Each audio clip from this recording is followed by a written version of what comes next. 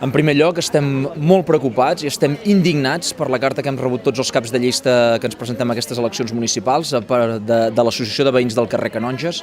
que denuncien una i una altra vegada actituds incíviques, la despreocupació de l'Ajuntament, l'abandonament del centre històric i l'estat de deteriorament que en aquests moments hi ha, que fa impossible que els seus veïns, els seus comerciants, la gent que té negocis pugui tirar endavant.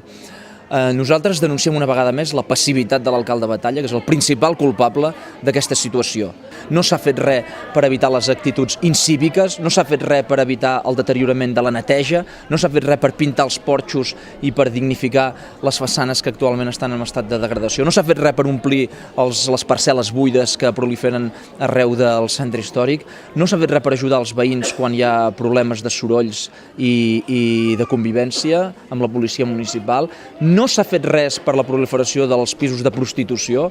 no s'ha fet res tampoc per evitar el tràfic de drogues i per tant estem cansats. Ho hem dit moltes vegades i el que cal és un canvi. Compromís ja fa anys que estem avisant de que això passaria, de que els veïns, els comerciants i la gent del centre històric i la seu en general no s'ho mereix. I nosaltres tenim compromisos molt clars de treballar amb els veïns del carrer Canonges en 3 línies. Línia de convivència, per tal que no hi hagi ni un problema de convivència, de descans, de seguretat, d'actituds incíviques, ser tolerància zero en aquest sentit. Un altre que és d'urbanístic, de fer un pla de dignificació de tot l'entorn del centre històric i també d'imatge, pintura, neteja, el manteniment de les places i carrers, i nosaltres ens hem posat a la seva disposició, ja hem respost, al cap de 5 minuts ja vam respondre la carta dient que a disposició dels veïns i els comerciants.